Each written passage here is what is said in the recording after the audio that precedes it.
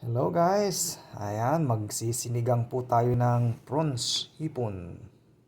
Ayan, ang binili natin. Magsisinigang tayo. Mayroon tayong okra. Ayan. Ayan, saka kangkong. Kangkong. Ayan pa. Labanos. Tawag dito, yung sitaw at kamatis.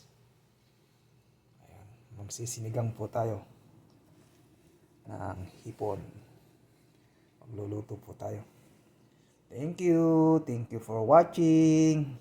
Ingat po kayo lagi kung saan man kayo naroon. Shoutout sa lahat ng mga katulad ko pong OFW dyan. Mag-ingat po tayo lagi. At lagi po tayong tumawag sa may kapal para hindi tayo po pabayaan. Bye-bye!